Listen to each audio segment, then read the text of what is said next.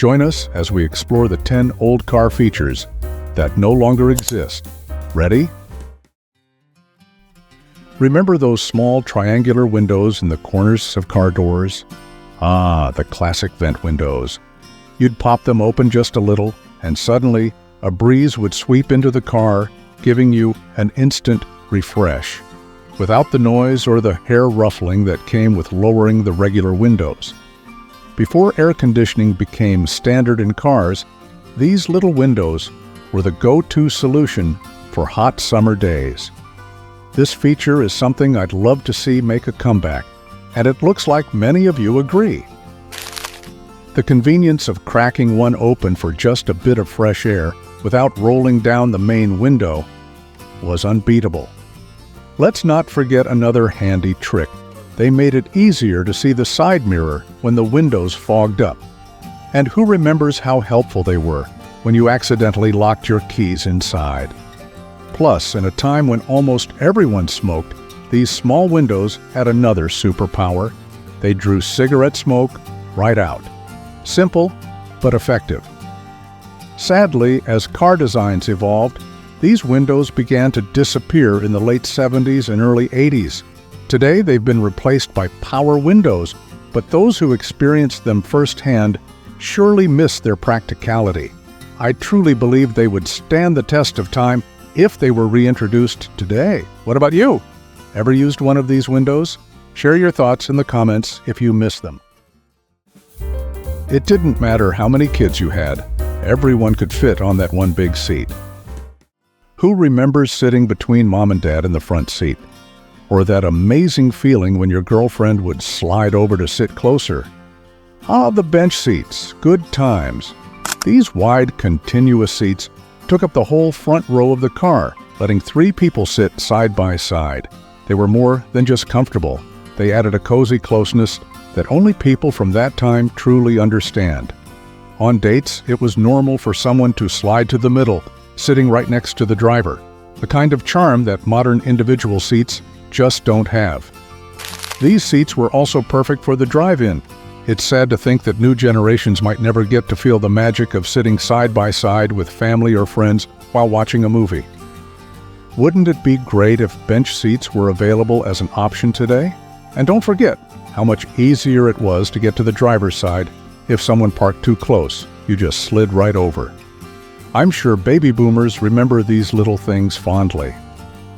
Unfortunately, over the years, safety concerns took priority, and people started preferring individual seats with headrests and side support for each passenger. But anyone who lived it knows there was something special about those seats. If you know, you know. Just kidding. Do you miss them too? Today, we're used to having all the controls right on the steering wheel, but in older cars, switching between high and low beams was a bit different.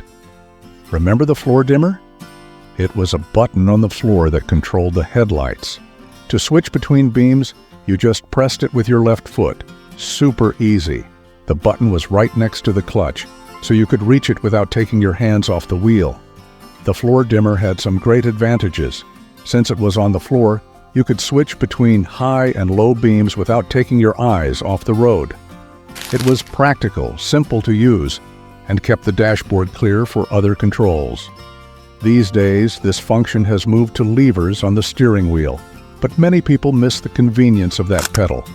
For those who drove with this feature, pressing that button became a habit, and thinking about it brings back memories.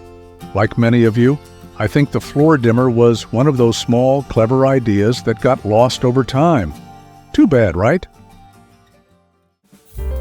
Pop-up headlights, or retractable headlights, are one of the coolest and most loved features of classic cars. These hidden headlights would pop up from the hood with a simple touch, giving the car a playful, futuristic look. I absolutely loved pop-up headlights. Those cars looked so cool to me. I loved how clean the front looked during the day when the headlights were down.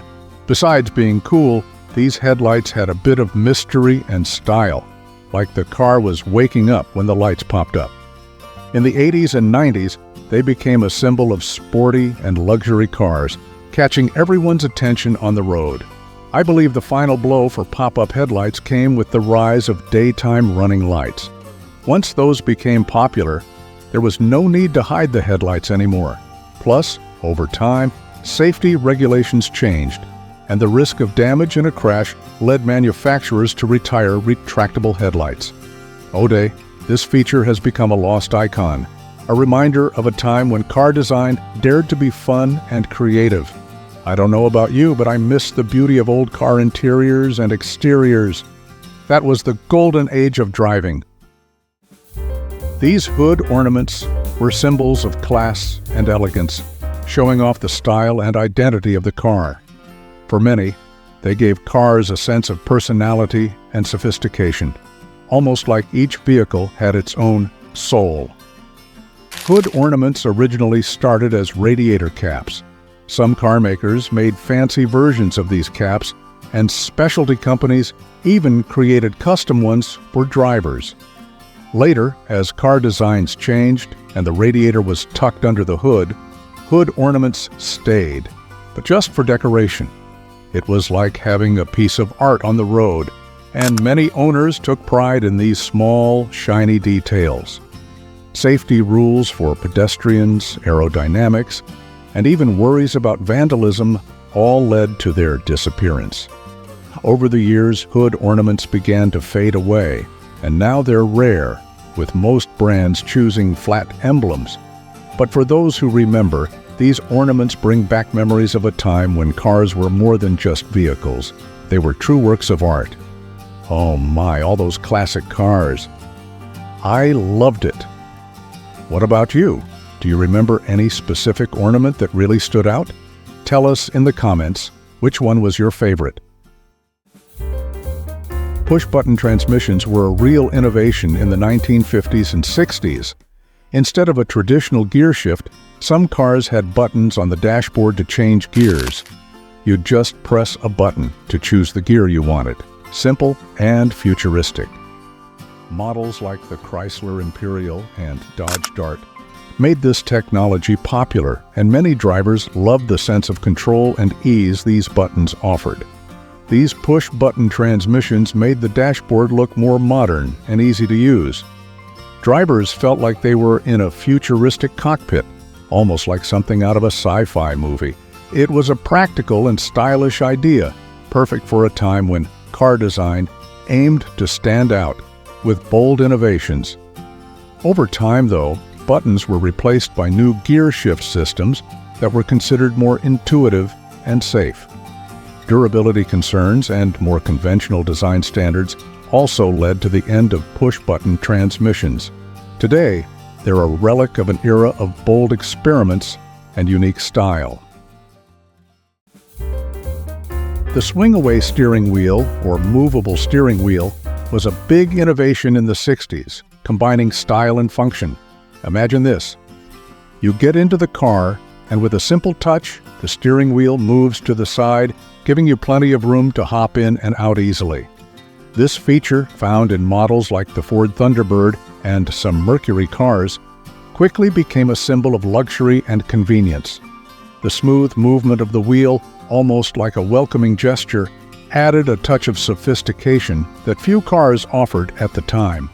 In models with wide seats and less legroom, this feature was a relief. Getting in and out stopped being a struggle and became an elegant, comfortable experience. The wheel would move away when the car was in neutral, allowing the driver and passengers easy access. But like many iconic innovations, the swing-away steering wheel eventually disappeared over time. As vehicle manufacturing advanced, car interiors became more spacious and comfortable, reducing the need for this feature. Safety concerns and production costs ultimately sealed the fate of this feature, a symbol of a time when sophistication in small details truly made a difference. Car phones. Having one of these in the 80s was like having a mobile office and was the height of status and technology. At a time when cell phones were rare and not very practical, the car phone became the perfect solution for anyone who needed to be connected on the go. Usually installed between the seats or in the center console, It brought a unique feeling of power and modernity. Car phones were especially popular among executives and tech fans who were willing to pay the high call costs and deal with the spotty connection. Making a call from the car with that classic static sound and all was almost like an event. But over time, this status symbol gave way to portable cell phones, which became smaller and more affordable. Still, it's hard to forget the charm and weight of having a phone like that, right? Did anyone here ever get to use a car phone? If so, tell us about the experience in the comments. Now, let's talk about something that was a true hallmark of classic cars: the column shifter. If you've been driving for a few decades, you've probably used one of these. It was a gear shift lever right by the steering wheel instead of on the center console, like we're used to today. For many families, these shifters bring back memories of riding in big, stylish cars. This type of shifter started showing up in the 1940s and was very popular until the mid-80s, especially in American sedans. It was practical for anyone who needed space between the front seats, allowing cars to carry up to 3 people in the front, the famous bench seats. Many drivers from that time remember fondly how comfortable and charming it was to drive a car with a column shifter. I also liked the column shifter. It was easier to shift without having to look down to do so. Over time, as car designs became more modern, the column shifter was replaced by the center console shift, but it still holds a special place in the memories of those who lived through that era. What about you? Do you miss this feature? This one is for those who really love the little details of classic cars. The traffic light viewer was a simple but very useful accessory, found in some cars from the 50s and 60s.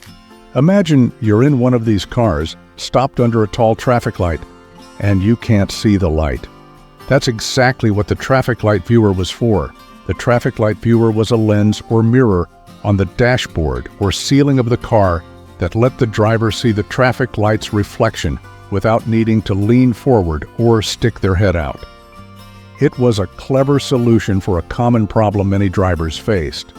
Today, with advanced technology and redesigned roads, it has become outdated, but it was a pretty impressive tool for its time. One thing is for certain, seeing these cars reminds me that I'm truly old. Thanks for watching.